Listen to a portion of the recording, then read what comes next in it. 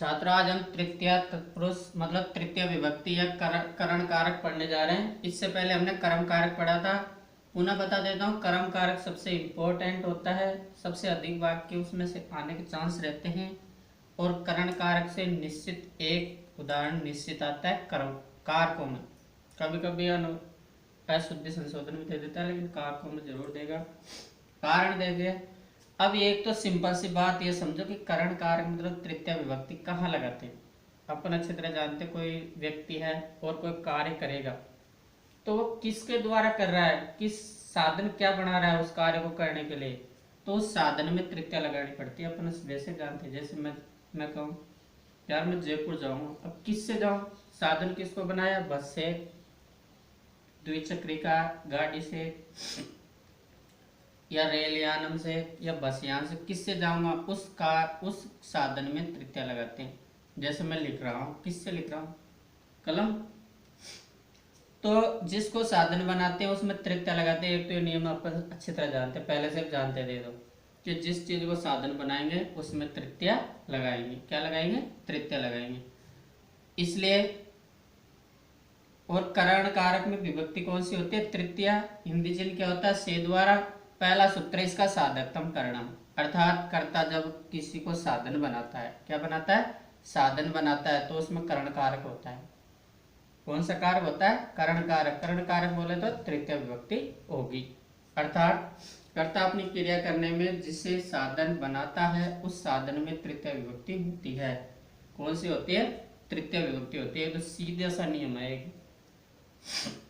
और कर्म कारक कब होता है, जब कर्ता कोई काम करता है तो उस काम को क्या कहते हैं, कर्म। अरे कर्म का मतलब तूने क्या कर्म किया, अपन नहीं कहते क्या कर्म है तेरे, कर्म मतलब कार्य।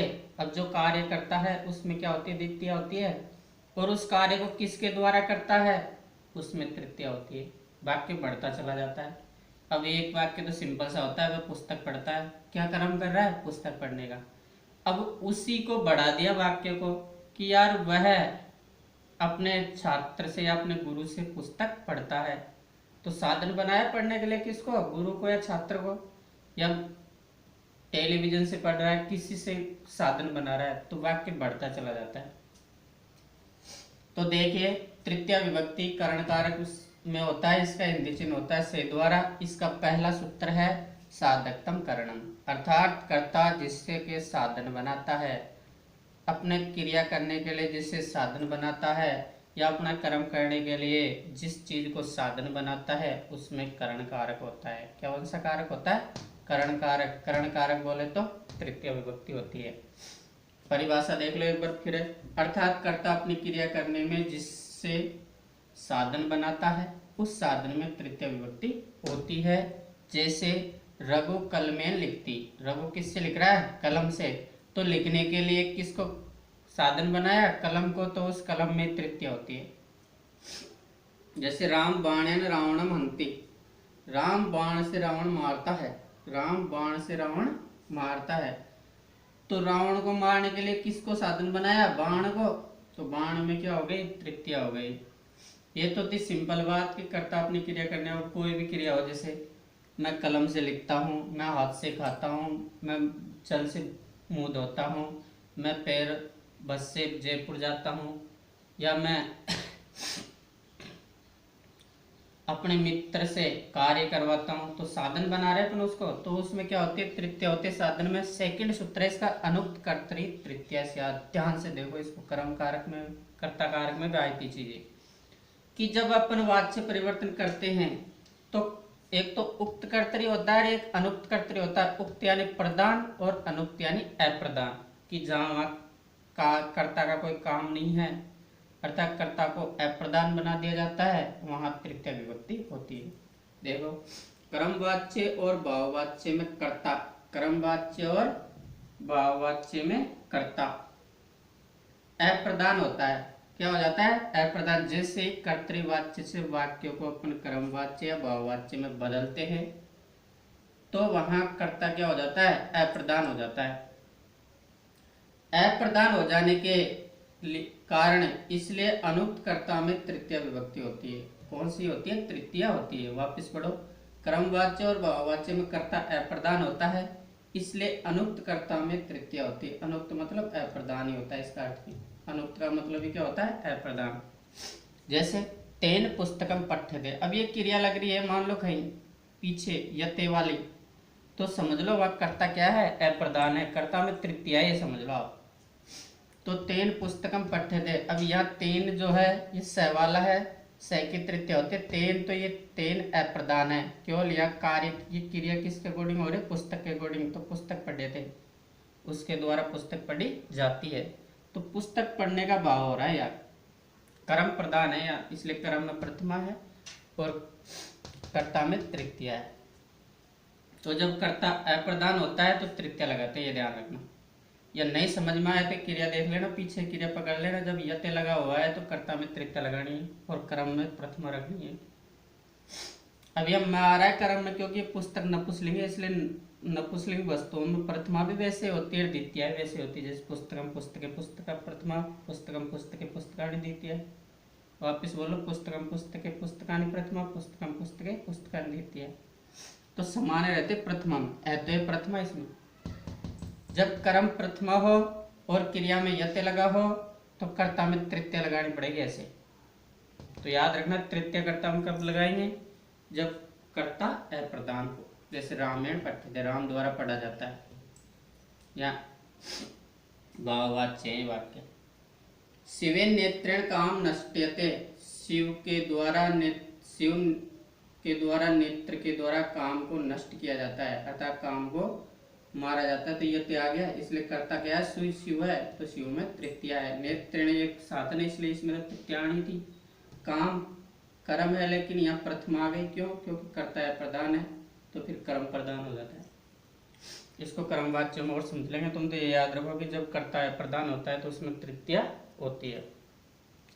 तीसरा सूत्र, प्रकृत्या दिव्य उपसंख्या नाम।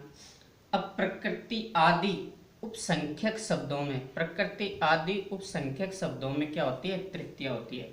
देखो कैसे, अर्थात प्रकृति, स्वभाव, प्राय, गोत्र, सम, सम का मतलब होता है सीधा, विषम, टेढ़ा, सुख, दुख आदि बतलाने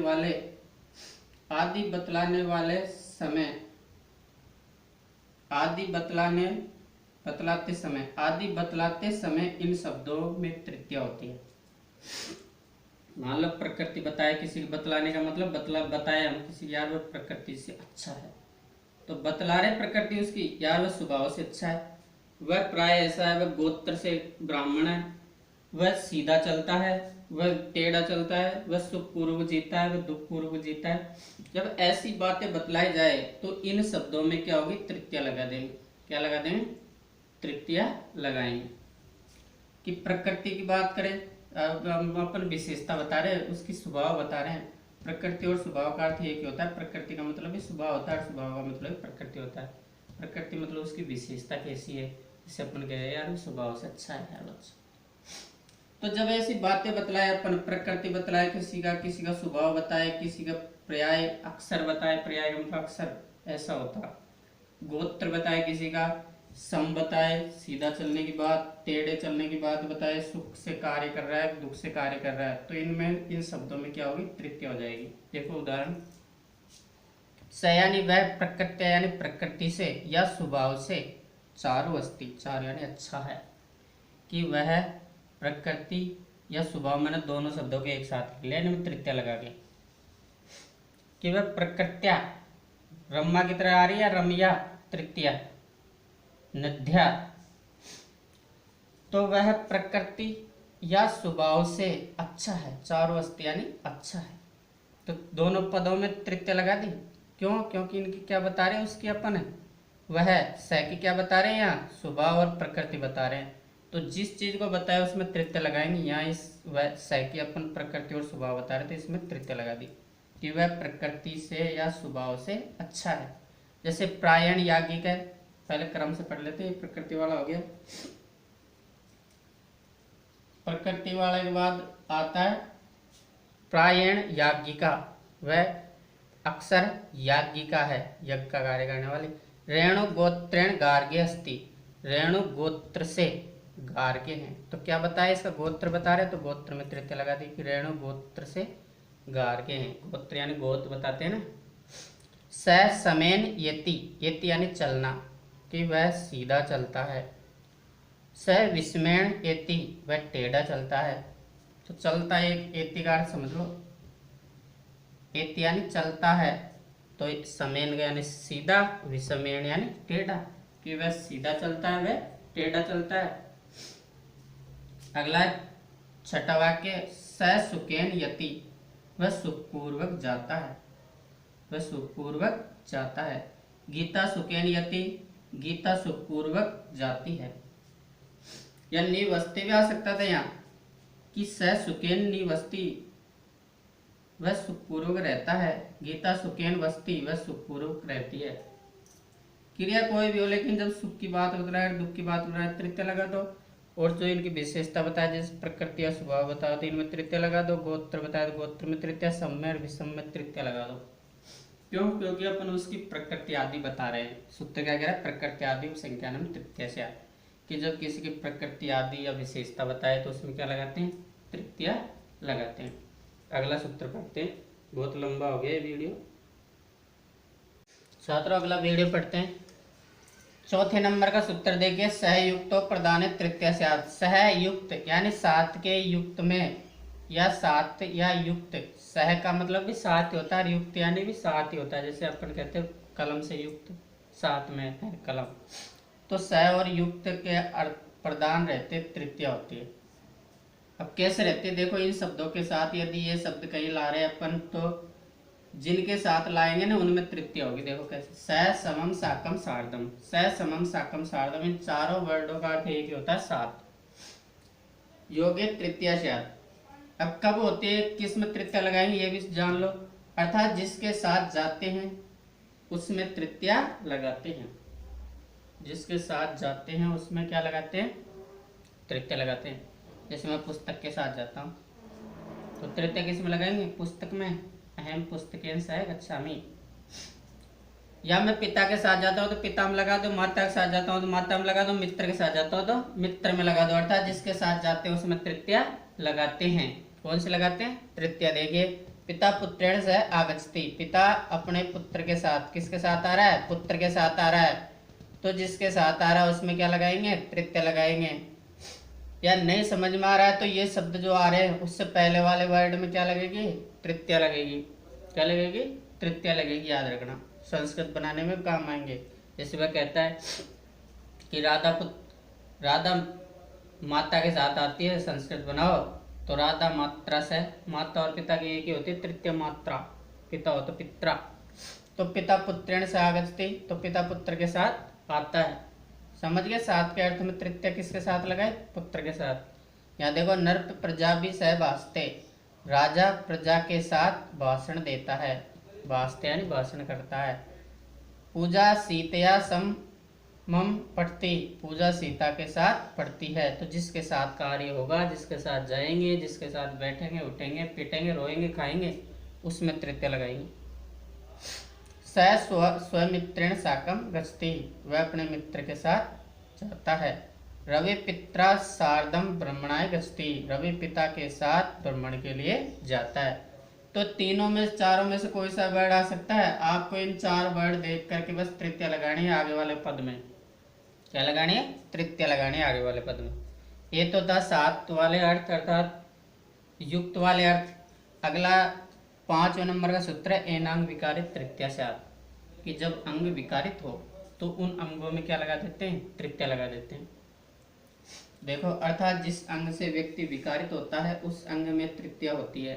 क्या होती है? तृतीय होती है। इसलिए सूत्र का नाम रखा एनांग विकारित तृतीय स्यात्। एनांग यानी जो अंग विकारित है, ए अलग कर देंगे, एनांग, ए और एनांग अलग हो जाएगा। तो ये यानी जो अंग से विकारित है उसमें क्या लगेगी? तृतीय लगेगी। तो ये इसका अर्थ भी है, जिस अंग से व्यक्ति विकारित होता है उस अंग में तृतीय होती है। कौन सी होती है? तृतीय होती है।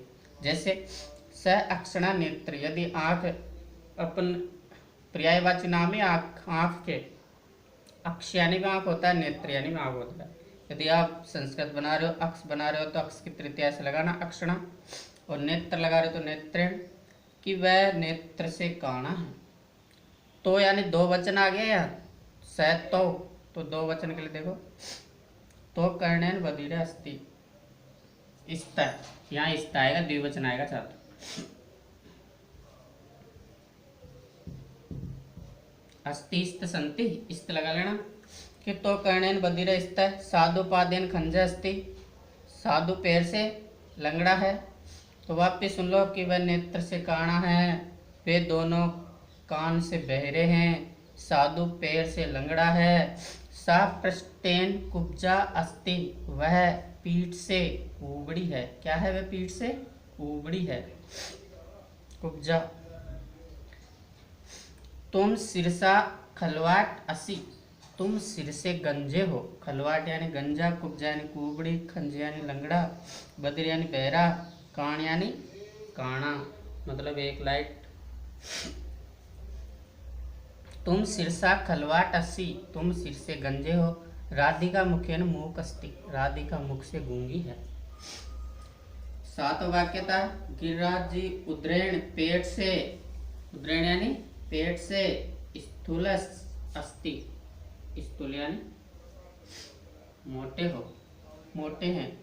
गिरिराज जी पेट से मोटे हैं। सूरदास नेत्राव्याम अंध आसित, सूरदास नेत्रों से अंधे थे। नेत्राव्याम में द्विवचन आया, तृतीय का देखो, रामेण रामाव्याम, उसी प्रकार नेत्रेण नेत्राव्याम, द्विवचन है क्योंकि दोनों नेत्रों से अंधा होता है व्यक्ति, एक से थोड़ी होता है, एक से काणा होता है। तो सूरदास नेत्राव्याम अंध आसित, आसित भूतकाल में गया है कि सूरदास जी क्या थे? नेत्रों से आंधे थे, अंधे थे। स अस्ताभ्याम लुंग अस्ति, वह हाथों से भूले हैं, अर्थात हाथ नहीं है। स गात्रेण दीर्घ अस्ति, वह गात्रेण यानी शरीर से, दीर्घ यानी बड़े हैं, कि वह शरीर से बड़े हैं। तो विशेषता बता दी है, यार बहुत बड़ा हो गया व्यक्ति, कहते हैं ना अपने, यार तो बहुत लंबा हो गया। तो यह है तृतीया वाले। अब एक दो सूत्र और रह रहे हैं, उनको और पढ़ लेते हैं छात्रों।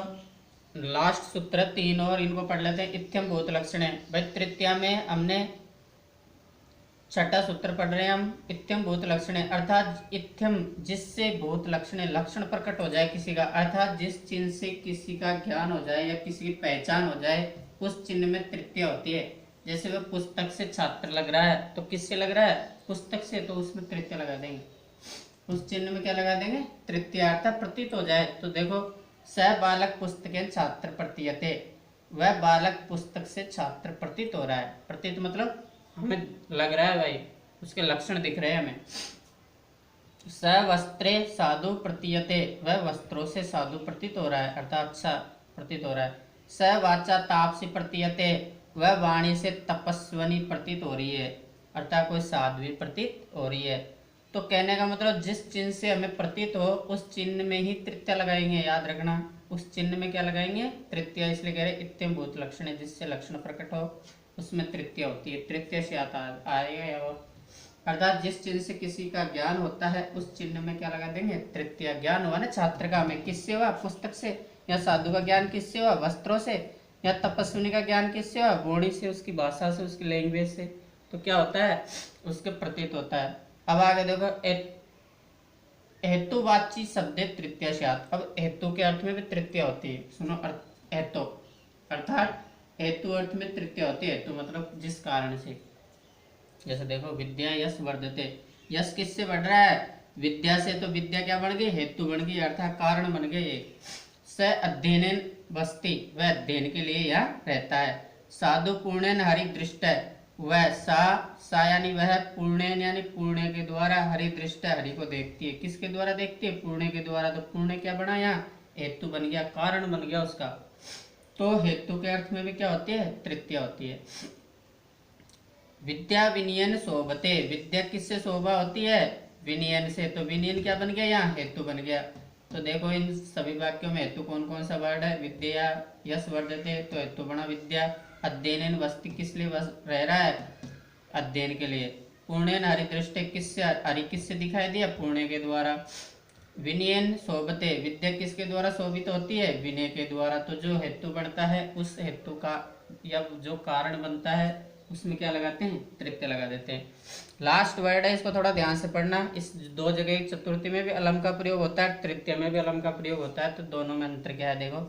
अलम योगे तृतीय स्यात्, अर्थात निषेधार्थक अलम शब्द में शब्द तृतीय स्यात्, जो निषेधार्थक या मना करेगा या डांटेगा हमें, निषेध करेगा किसी कार्य को करने से, रोकेगा, उस कार्य में तृतीय लगा देंगे। अब किससे रोक रहा है देखो, अलम असितेन, हंसो मत, किस हंसने से रोक रहा है, निषेध कर रहा है हमें, रोक दिया कि अलम असितेन, हंसो मत, अलम विवादेन, झगड़ा मत करो, अलम मिथ्या, झूठ मत बोलो। तो हमें निषेध कर रहा है, रोक रहा है, तो निषेध अर्थ में तृतीय होती है। और बाकी पर्याप्त के लिए, प्रिया इसके दो अर्थ हो रहे हैं, अलम के अर्थ, अलम का अर्थ दो होता है देखो, अलम का अर्थ एक पर्याप्त भी होता है, पर्याप्त, पर्याप्त के अर्थ में चतुर्थी होती है और निषेध करने के अर्थ में तृतीय होती है। तो जब पर्याप्त, पर्याप्त मतलब जैसे मैं कहूँ यार उस बालक के लिए ये बालक तो पर्याप्त है, जैसे मैं कहूँ रावण के लिए श्री राम पर्याप्त है, युद्ध कर लेगा, जीत जाएगा, तो पर्याप्त के अर्थ में चतुर्थी और निषेध करने के अर्थ में तृतीय होती है, ध्यान रखना। और चतुर्थी में पढ़ लेंगे और इसका अलंकार।